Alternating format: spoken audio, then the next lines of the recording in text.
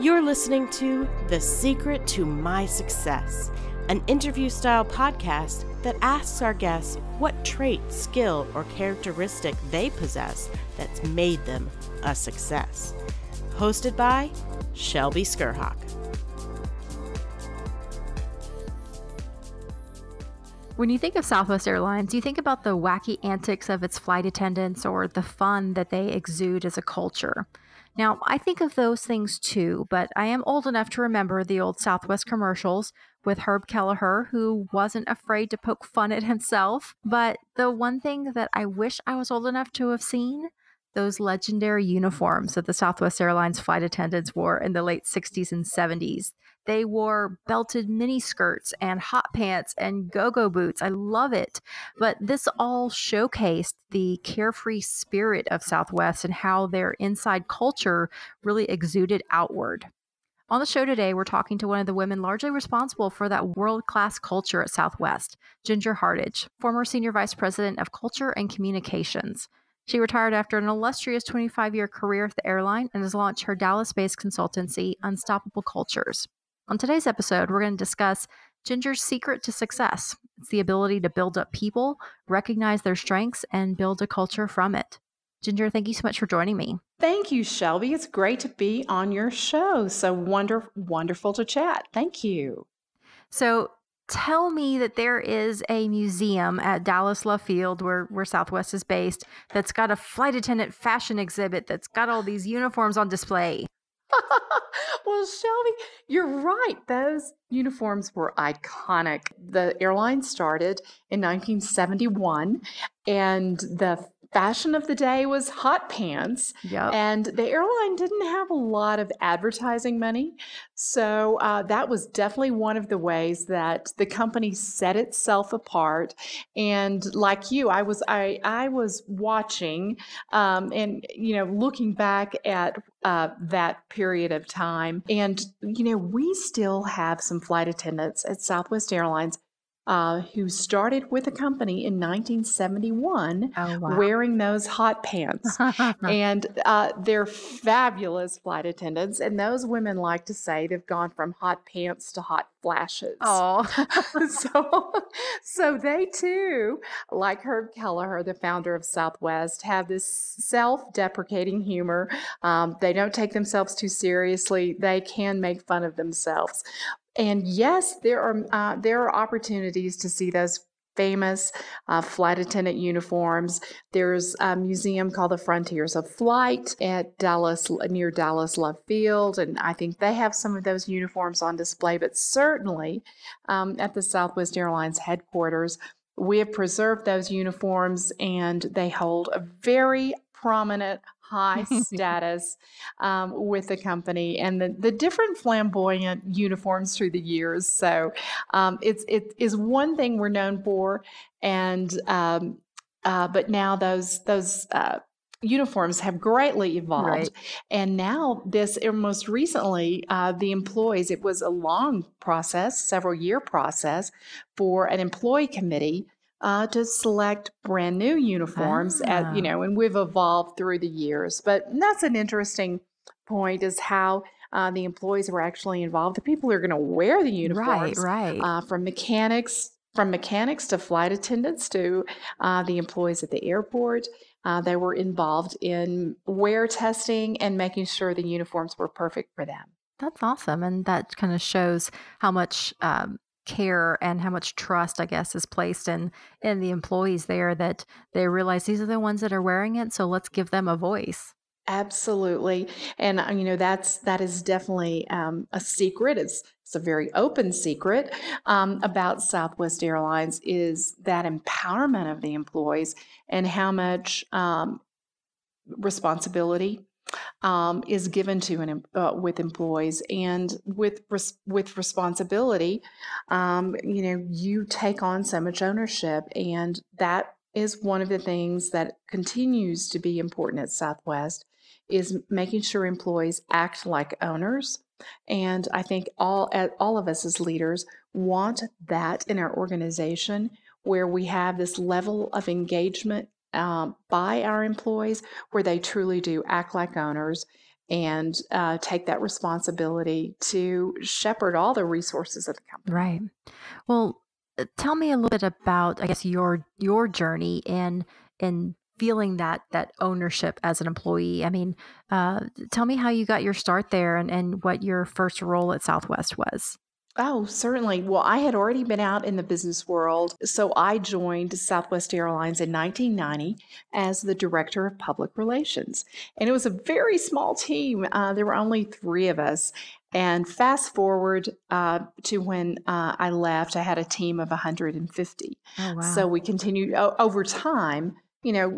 Grew and took on more responsibility with the company. So, but joining back in 1990, I worked for Colleen Barrett, who Oh, is now the president emeritus um, for Southwest Airlines. And my interview was actually with Herb Kelleher, who was the founder, who is now the chairman emeritus, and Colleen Barrett in 1990, and interviewed with them. And I knew I wanted to go to work for Southwest Airlines. And I thought the interview went so well. And I didn't hear for a little while. I didn't hear back. And oh no. I was down, I was still at my job I worked in the oil and gas industry at that time. And I had a phone call from this gentleman who said, "We are sitting here waiting on you on your interview, your 9 o'clock interview, and you're not here." And I was like, "What? What? What?" My heart just started racing. And he started laughing and he said, "Because I'm sitting here with the vice president of marketing and I'm the vice president of governmental affairs, and we're supposed to interview you so you can come to work Oh here." my God. And anyway, so I had very quick interviews with both of them, and from there, the rest is history. And that great decision lasted 25 wonderful years. Yeah, absolutely. So when you came on board, was there already a VP or I guess a specific culture department? There wasn't a specific culture department at that time. And Southwest then was about to turn 20 years old. And Colleen Barrett really had a hand early on with Herb Kelleher of setting that pace and setting that type of culture. So the credit for goes to them for setting that baseline of an Mhm. outstanding culture that the generations that followed them could continue to build upon. And so you started to hear the word culture a lot at Southwest Airlines around that 20-year mark when the company was celebrating that, and Colleen started building it up. And she literally, as president, later years as president of the organization, also really focused on the culture of the company and made it such a high priority as the president of the organization. And that continued on. I assumed those responsibilities from her when she stepped down from that role. But really, culture is everybody's job. You can't depend on a handful of people for culture has to be something that is everybody's job. You have to Right. hire people who are going to continue to carry that on. And it can be done. I've heard people say, "Oh, but once my company reaches 100 people, we might lose our culture. Or once we, reach 5,000 people, we might lose our culture." But it with a lot of determination and focus on the topic, it can be done. And Southwest now has 56,000 employees, and the focus on culture has never been stronger. Because the culture already existed, it sounds like there was already a personality to the leadership, and then that in turn to the workforce. Is that largely from Mr. Kelleher himself? Absolutely. Herb had such a strong work ethic, but he also balanced that with not taking himself too seriously. So that early on set the tone of what it still continues today. And you see it in the advertising of Southwest, you see it in the attitudes of the employees. They take their job seriously, but they don't take themselves too seriously. And I think we've all been in customer service situations where the person, maybe behind the desk making the decision about our customer journey, or behind the counter making a decision about our customer journey, was just not focused on our experience. And that's really the difference at Southwest, is really focusing on the customer. What decision do they need to have? What was being done for them? And continuing to focus on that. For example, as a customer, I made a mistake recently when I booked a reservation. And I was like, oh man, I accidentally put it on the wrong date.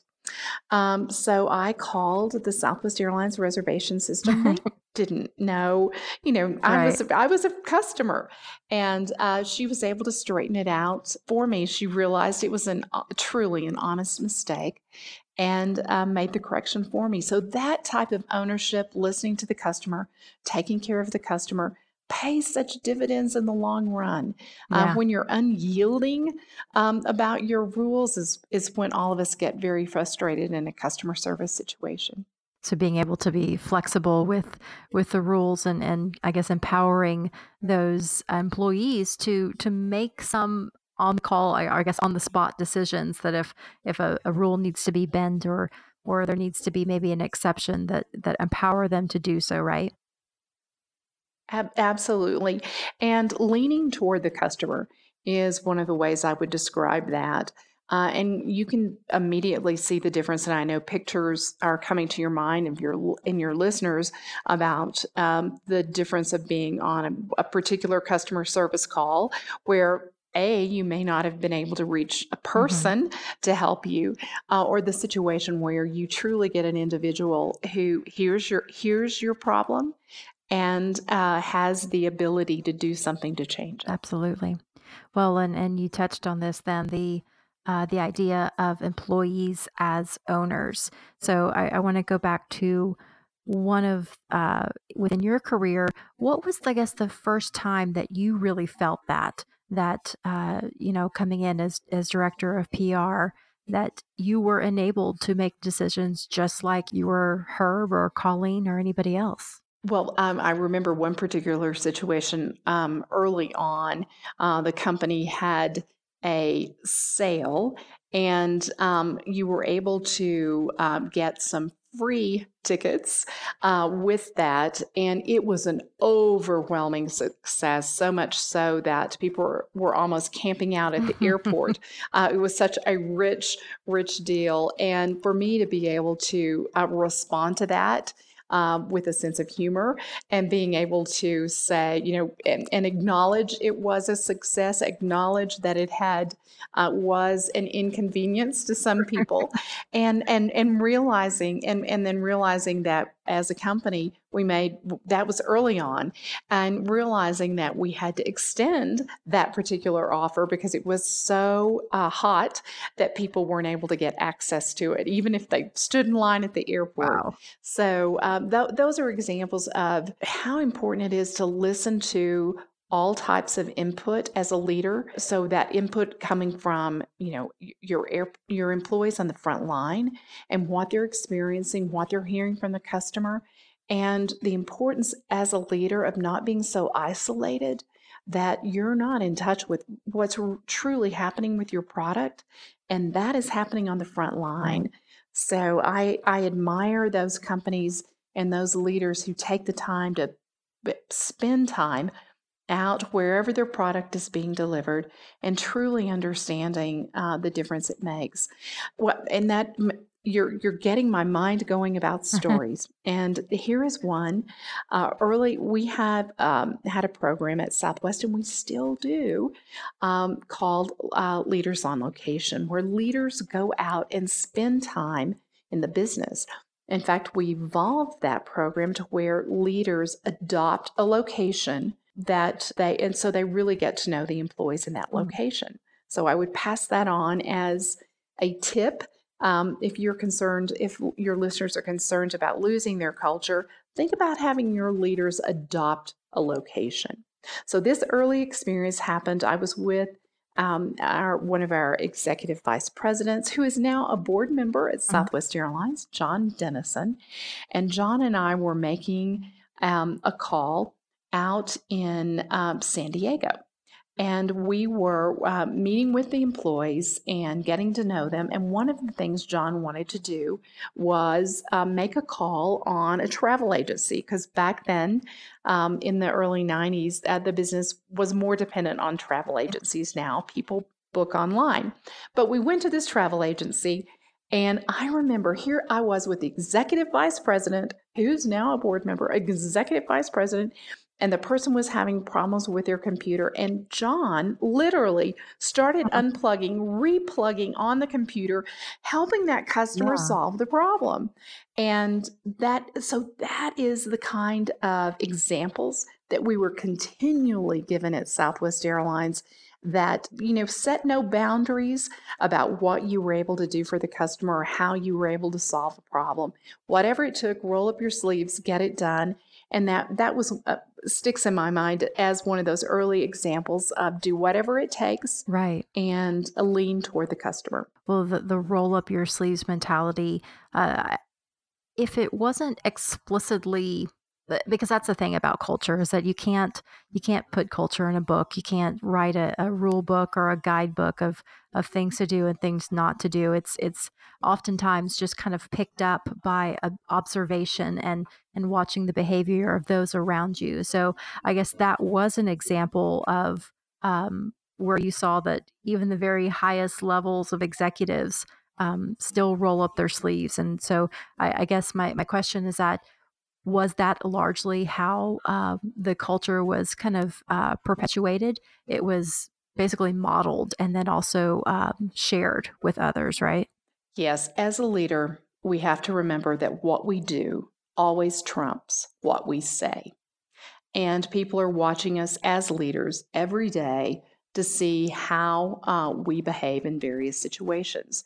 So, as a leader, the importance of, if an employee comes to you with a problem, putting your phone down, turning off your devices, focusing on that particular employee, because a lot of times it takes Yeah. it takes a lot of courage for employees to bring a problem to a boss. So really focusing what's the essence of what they're trying to tell you, and helping them solve that particular problem. Really modeling that kind of servant leadership that delivers such great results. How are we as leaders making sure that we're modeling the kind of behavior we want to see in others, and then also helping enable our employees to do whatever it takes to get their job done. So if that means removing obstacles, changing processes, being a great listener as a leader, and being able to be the type of servant leader that truly does serve your people. And so obviously the greatest lessons are the ones that we see ourselves. And but we're not always able to do that as leaders, especially as our organizations grow. So here is another technique that I hope other leaders would use, and that's storytelling.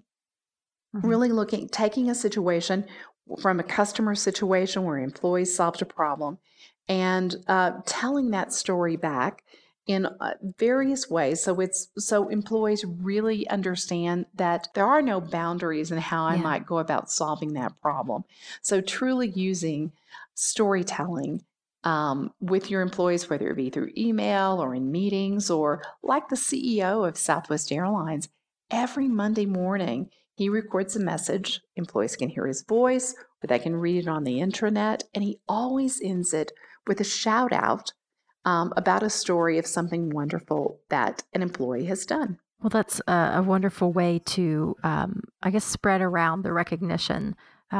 Obviously, from the very top down to the VPs and different managers, being able to basically share the wins of your team. One element, I guess, of sharing a win is also sharing the difficulties.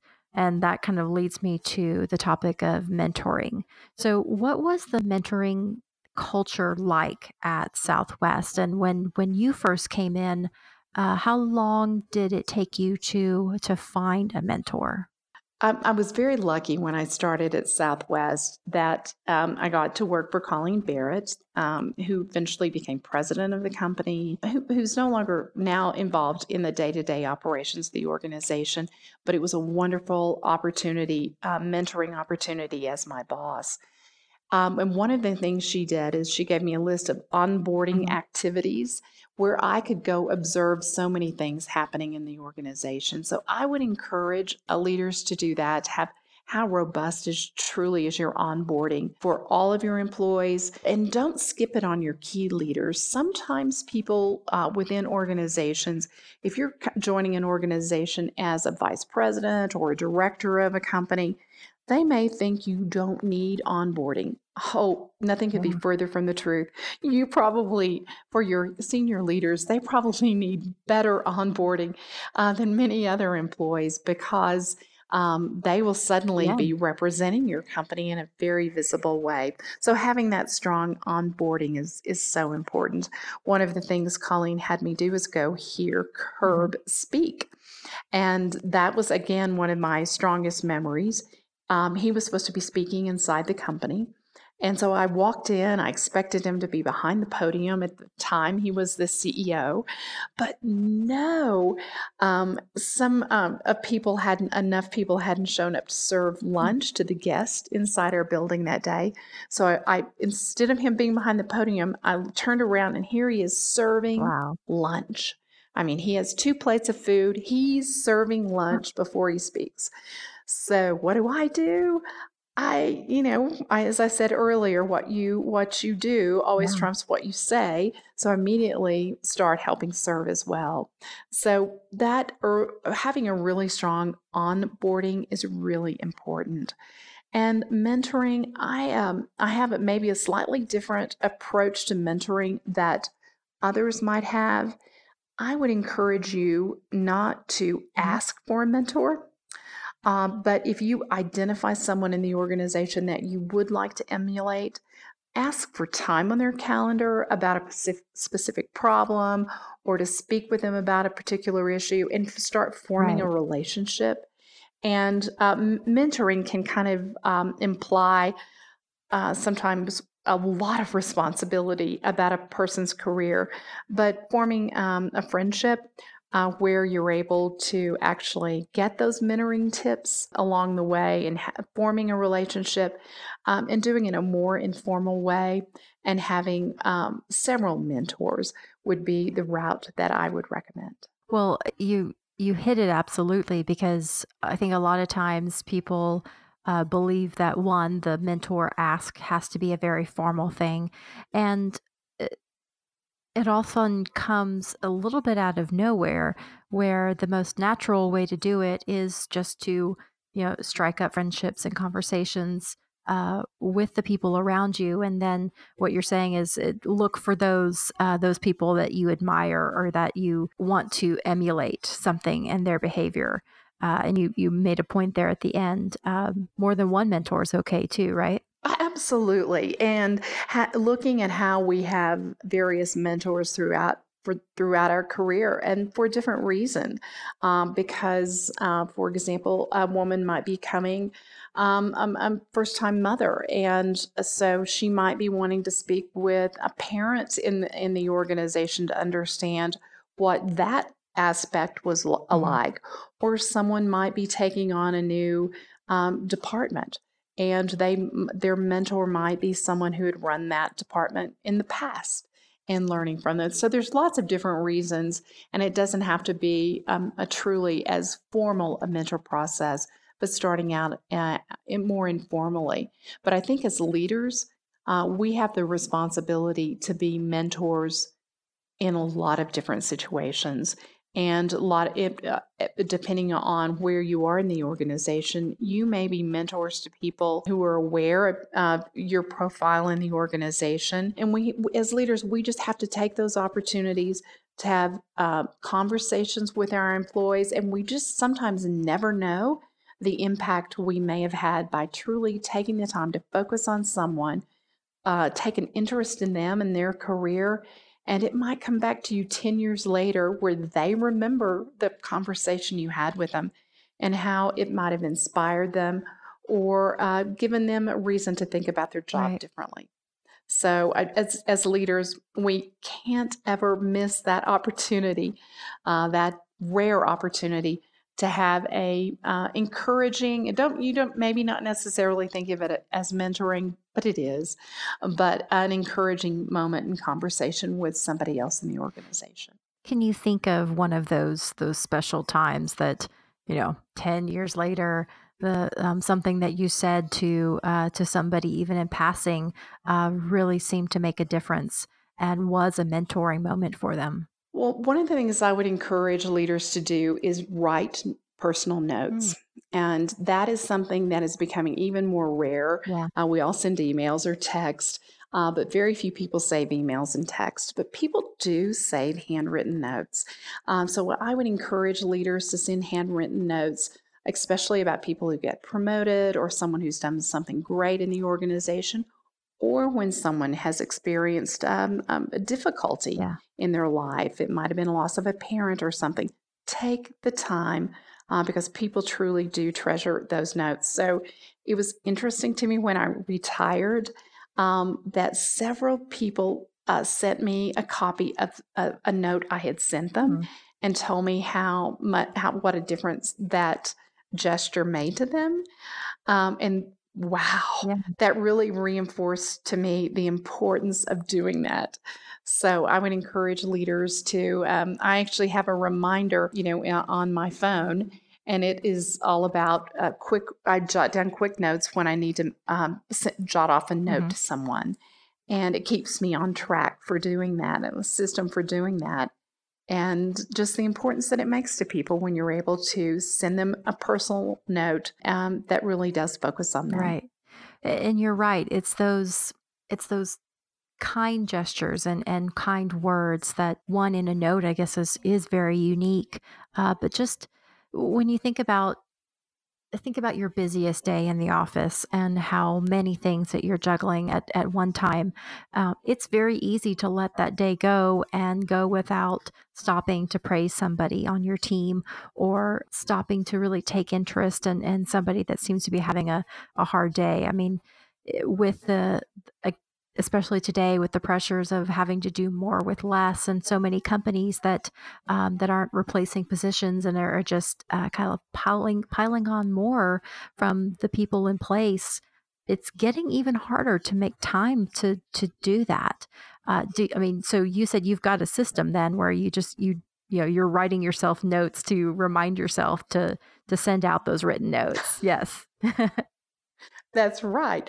I wish my memory was better, but no, and it also keeps me Yeah. accountable by writing down and that reminder. And another thing I've seen great leaders do is actually calendar time to walk Mm, around because our calendars today are so full. You go from meeting to right. meeting to meeting. Some of the most successful people I've seen calendar early morning thought time.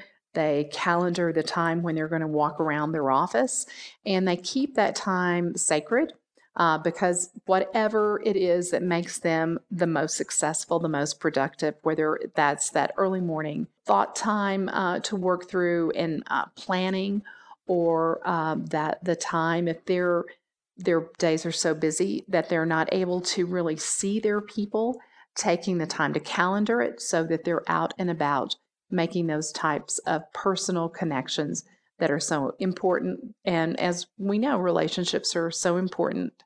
The most important thing we do in business is the relationships that we Right. create with others. In speaking about mentoring, I think of a colleague that I had at Success Magazine, and she was a VP, and she was very successful. Very, I mean, she could be rough around the edges sometimes because I think she was so passionate about her ideas and her work. But I always remember that one birthday that I had. She sent me an email talking about how that now that I'm rising in the organization, I mean, one, that's being noticed, but two, that she enjoys my writing, but she thinks that there's another medium for that, a a smart, well-spoken woman being able to share the thoughts that I'm, writing, and I guess being able to help others with that, motivation is something that's kind of sorely needed.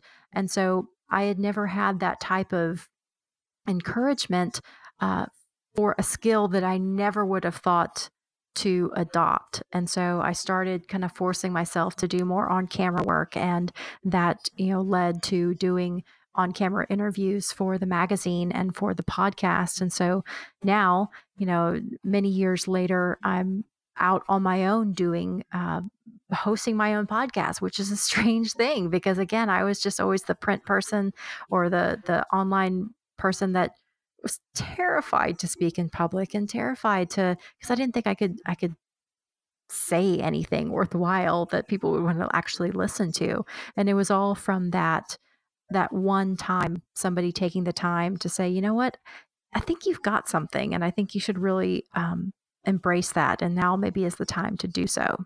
Shelby, that's powerful that because you had somebody who really was focused on your talents and your abilities, took the time to reinforce it, to encourage you and build you up and give you that confidence that you needed to pursue. And look at your success in doing that now. So that's a great example of doing that. And as mentors, we should take those opportunities Right. to make those connections. So bravo to that person who encouraged you. I'm curious, what was a time that because when you came in already, an executive came in as a director, and so you'd already been out in the business world. Um, but either at Southwest or even before that, can you think of a time that somebody really took an interest and was able to kind of show you what something that you were very gifted at that maybe you didn't have the confidence to own and really pursue? I was also very lucky at Southwest to work for CEO Gary Kelly. And Gary was a great encourager. And one of the things he really encouraged me to do was do more speaking on behalf of the company. So you and I both Yeah. got encouraged to go out and speak more on behalf of the company. So he encouraged me to do that. I was already leading the communications organization and the culture, but he really encouraged me to spend more time being in front of both our employees and our customers and sharing the stories about Southwest Airlines. And so I will always thank him for his encouragement and belief in me for doing that. So kudos to the leaders who take the time to really get to know their people and can see their strengths. One of the things that I helped me as a leader at Southwest also was I didn't always get to interview everyone who came to my department as it grew to a larger Mhm. department. But one of the things I trusted my leaders because they knew how to bring in wonderful people into the organization. But one of the things I religiously did was I had breakfast with every one of our new Oh, nice. employees or coffee. But I took the time because I wanted to know them as a person and I wanted to be able to shepherd that and help their careers as opportunities presented itself. So that is something I would recommend to leaders. They may not have time to, for example, to interview people coming into their particular department, but if they can, setting up individual breakfast or even group breakfast, depending on the size of the organization, where they're able to get to know face to face those people within their organization. I would encourage people to do that. Absolutely. Had you already done any public speaking before? Shelby, I credit my mom as getting me so involved in that. So I gave my first talk. I was in an organization called 4-H, Yeah. and the one of the things I did, my mom encouraged me in public speaking. So I gave my first talk at I guess I was about age 9 or 10, and it was Mm. on how to write a check. Oh, Well, is that a riot? Who I don't know that we write. Many of us write many right. checks anymore, but but when I was 9, people were so it was on money management and how to write a check and how to keep track of your expenditures. Is that Oh, wow. hysterical? So my and it progressed from there. So I was. My mom got me started speaking at an early Yeah. age to kind of get rid of some of my shyness. Right, right. I think it worked, and I think it worked. Yeah, well, actually, I've heard that before. Now, I don't know if you were in pageants at all, but I spoke to one of my guests, Rhonda Shear. She is the creator of the Ah Bra, and she was on a television show for many many years. And her mother encouraged her to start in pageants just to get over her shyness, and this idea of being able to put your best foot forward, your best face forward, and we had this great conversation that, a lot of times pageants get a bad rep because it's all about beauty, but really it's your confidence in because that confidence comes through. And so being able to communicate and talk to people and carry yourself well is an invaluable experience that Rhonda had. So it sounds like your mom really wanted to encourage you to start to present this public speaking skill and grow in 4-H and others, right? That's right. So, as parents, trying to pick up on what our children might need in development is a Yeah, difficult thing, but yeah, but it's so important in helping our kids be well rounded. But my mom is an amazing woman, so I thank her every day for all the things she encouraged me to do. And definitely public speaking was one of them. And because people so often say now, oh, because that's primarily what I do is speaking to audiences through my brand Unstoppable Cultures. And it is something yeah, that takes practice, but with practice, it's something that most of us can succeed at. So I encourage yeah. people, it's practice. You and I were both encouraged in that way, and I would encourage others to not to be afraid of speaking in public. Right, right. As we start to wrap up, the encouragement that you got from your mom, obviously, it was tremendous.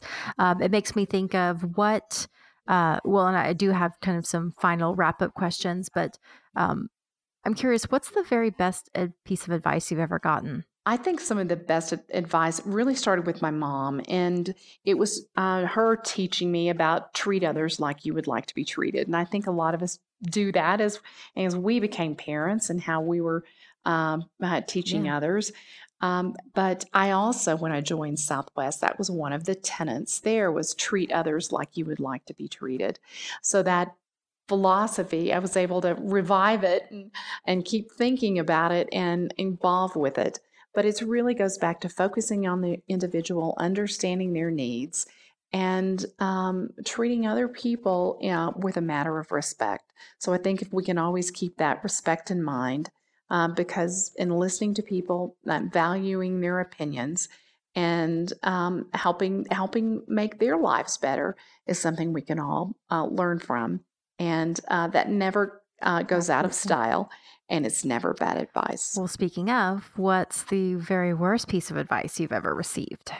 Oh man, Shelby, I hope I forgot all of that. Right? That's Uh, true.